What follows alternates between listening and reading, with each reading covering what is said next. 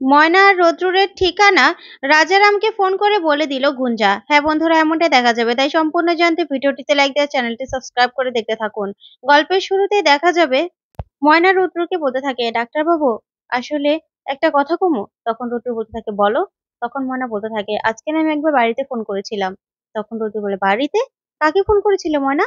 তখন ময়না বলতে থাকে, বড় মারে। তখন এই কথাতেই রুদ্র বলে ওঠে, ময়না তুমি কেন ফোন করতে গেলে বলো তো? তারপরেই ময়না বলতে থাকে, আসলে কতদিন ধরে বড় মার কণ্ঠগান শুনি না আমি, সেজন্যই তো বড় মারে আমি ফোনটা করছিলাম। তখন রুদ্র বলতে থাকে, তা কি বললো মা? তারপরে ময়না বলতে থাকে, আমি তো কথা কই নাই, আমি চুপ করে খালি বড় মার কণ্ঠগান শুনছিলাম। তখন রুদ্র বলতে থাকে, তারপরে? তারপরেই ময়না বলতে থাকে, জানেন, তারপরেও না বড় মা বুইঝা ফেলাইছে মনে হয় যে আমি ফোন কান করছিলাম। তখন রোদ্দু বলে, কি করে জানলে? তখন ময়না বলতে থাকে, আসলে আমি যে চুপ করে আছিলাম তারপরেও না বড় মা বলছিল, ময়না, ময়না ফোন করছো, ময়না, কথা ক। তারপরে রৌদ্র বলতে থাকে, মা আর কি বললো, আমার কথা কিছু বলেছে? তখন ময়না বলতে থাকে, হ, বড় মা কইলো তো যে রৌদ্রুর, তুই আর রৌদ্র কেমন আছিস, কই আছিস, বললো তো।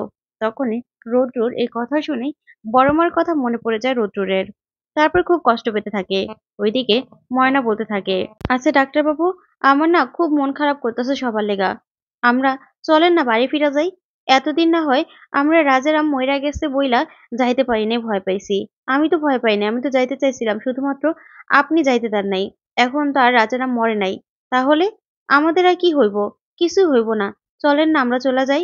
তখন রৌদ্র বলতে থাকে, ময়না এতদিন তো অপেক্ষা করলে, আর দুটো দিন অপেক্ষা করি, দেখি রাজারাম বুঝতে পেরেছে কিনা, যে আমাকে দেখে চিনতে পেরেছে কিনা। তখন ময়না বলতে থাকে, আপনি কি করে বুঝবেন ডাক্তারবাবু? তখন রৌদ্র বলতে থাকে, আমি বুঝতে পারবো, ঠিক বুঝতে পারবো। ওইদিকে দেখা যাবে রাজারাম বসে আছে। ঠিক তখনই রানু চা নিয়ে আসে রাজারামের জন্য। তখন রাজারাম চাটা ধরতে যাবে, হঠাৎ করে দেখে ওর হাতে ব্যথা নেই। তখন রাজারাম বলতে থাকে, আমার হাতের ব্যথা কইমা গেছে, রানু দেখ, আমি হাতটা নাড়াইতে পারতাছি, আমার হাতের ব্যথা কইমা গেছে। তারপরে রানু রাজারামকে বলতে থাকে, সত্যি আপনার হাতের ব্যথা খান ভালো হয়ে গেছে? তখন রাজারাম বলতে থাকে, হ, জানোস, ওই কবিরাজ যখন আমার হাতে ওষুধ খান দিল না, তখন যন্ত্রণায় আমার মনে হয়েছিল যে হাত কান কাইটা ফালায় দেই। কিন্তু একজন আমারে কইছিল যে হাত যখন জ্বালা পড়া করতাছে, তার মানে ঔষধে কাজ করতাছে। দেখ, আসলে বাবাই আসলে ম্যাজিক জানে। দেখ আমার হাতের ব্যথা খান একদম কমে গেছে, হাতটা আমি নাড়াইতে পারতাছি, সবকিছু করতে পারতাছি। এই বলেই রাজারাম খুশি হয়ে যায়। তারপরে রাজারাম চা খেতে থাকে। তখন রাজারামের ফোনে ফোন আসে। তখনই রাজু রাজারামকে ফোনটা দিয়ে চলে যেতে লাগলে রাজারাম বলতে থাকে, কিরে রানু, তুই আবার রাগ করলি কেন? তারপরে রানু সেখান থেকে চলে যায়। তারপর রাজারাম গুঞ্জার ফোনটা দেখে গুঞ্জার ফোন রিসিভ করে বলতে থাকে, হ্যাঁ ম্যাডাম কন। তখন গুঞ্জা বলতে থাকে, আচ্ছা রাজারাম বাবু, একটা খবর দেওয়ার জন্য ফোন করলাম। তখন রাজারাম বলতে থাকে, ম্যাডাম আপনার কিন্তু রিস্ক নিয়ে বারবার আমারে ফোন করার কোনো দরকার নেই, আপনি কিন্তু ফাইসা যেতে পারেন। তখন গুঞ্জা বলে, না, আপনার ফোনটা না এখন আর ট্র্যাক করা হচ্ছে না, সেটাই বলার জন্য ফোন করেছিলাম। তখন রাজারাম বলে, তাই নাকি? তাইলে তো ভালো খবর দিলেন ম্যাডাম। তখনই গুঞ্জা বলতে থাকে, হ্যাঁ, এখন আর খোঁজাখুঁজি হচ্ছে না, খোঁজাখুঁজি বন্ধ আছে। তার জন্য এসপি স্যার কইলো যে আপনার ফোনটা এখন আর ট্র্যাক করা হচ্ছে না, তাই আপনাকে ফোন করলাম। তখন রাজারাম বলে, ভালোই হয়েছে, এখন আপনার সাথে আমি গল্প করতে পারবো। তখন গুঞ্জা বলে, শুনুন রাজারাম বাবু, আপনাকে না একটা খবর দেওয়ার জন্য আমি ফোন করেছি। তখন রাজারাম বলে, হ্যাঁ বলেন। তারপরে গুঞ্জা বলতে থাকে, আসলে রৌদ্রের মায়ের ফোনে একটা ফোন এসেছিল। তখন রাজারাম এই কথা শুনে অবাক হয়ে যায়, বলতে থাকে, ফোন এসেছিল, তো আমি কি করবো?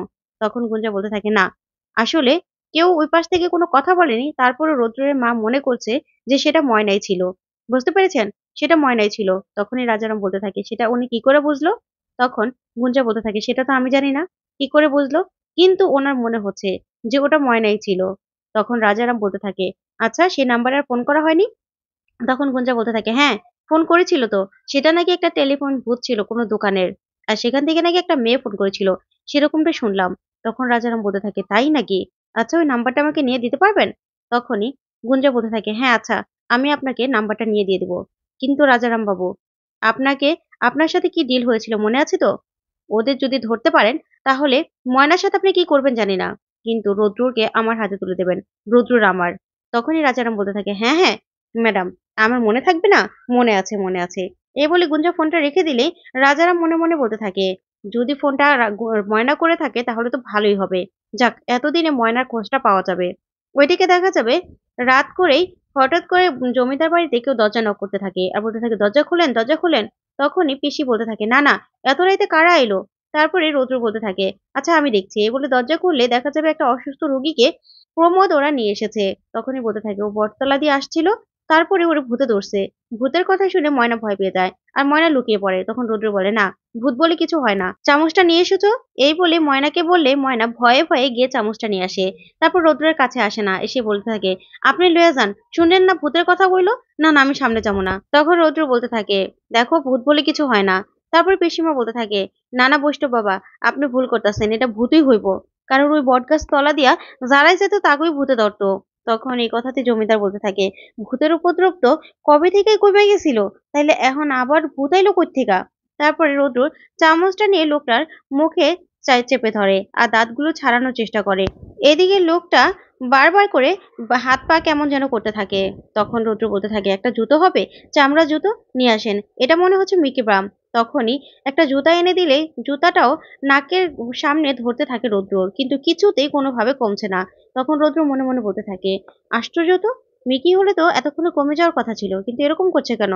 তখন লোকটার মুখ দিয়ে কেমন সাদা সাদা ফেনা বের হচ্ছিল। তখন পিসিমা বলতে থাকে, এই তো, এই তো, অয়ও বাঁচবো না, অয়ও বাঁচবো না। আরো সবাই যেমন মইরা গেছে এমন হ্যাঁও মইরা যাবো, হ্যাঁও মইরা যাবো। তখন রৌদ্র বলে, দেখুন ভূত বলে কিছু হয় না। তখনই প্রমোদ বলতে থাকে, না না বাবা, আসলে ভূতের উপদ্রব এখানে ছিল, আর ওরে তো মনে হইতেছে ভূতই ধরছে। এই বলে ওজাকে ডাকতে পাঠায় আরেকজনকে। তখনই রৌদ্র মনে মনে বলতে থাকে, আশ্চর্য তো, এটা কি মিকি নয় তাহলে কি? সত্যি কি ভূতে ধরেছে? আমার তো মনে হচ্ছে না, ভূত বলে তো কিছু নেই। তারপর দেখা যাবে ওজাকে নিয়ে আসলেই তখনই লোকটা কথা বলতে থাকে আর বলতে থাকে, তুই এসেছিস কেন? কেন এসেছিস? তখন ওজা বলতে থাকে, তুই কে? তুই কেন ওরে ধরছস? তখনই লোকটা বলতে থাকে, আমি হইলাম ফকির বাবা, আগে সবার কত উপকার করছি আমি, আর এখন সবাই আমারে ভুইলা গেছে। সবাই আমারে ভুইলা এখন নতুন বাবা পাইয়া তার নাম নিতাছে। আগে আমার নাম সকাল বিকাল সবাই নিত, এখন আমারে সবাই ভুইলা গেছে। তখন এই কথাতেই ওজা বলতে থাকে, আচ্ছা ঠিক আছে, তোর নাম এখন থেকে সবাই লইব। তখন প্রমোদ বলতে থাকে, হ্যাঁ হ্যাঁ বাবা, আপনার নাম আমরা সবাই লমু, আপনি চিন্তা করবেন না, সবাই লমু। তখনই রৌদ্র মনে মনে বলতে থাকে, আমার কথা বলছে, আমার কথা বলছে মনে হচ্ছে। তখন ময়না বারবার করে রৌদ্রকে বলতে থাকে, আপনি না এদিকে সইরা এসে পড়েন, সইরা এসে পড়েন। তখন রৌদ্র বলে, না, আমি এখানেই আছি। তারপরেই সেই ওজা লোকটার উপর থেকে ভূতটাকে সরাতে থাকে আর বলতে থাকে, তুই সরবি?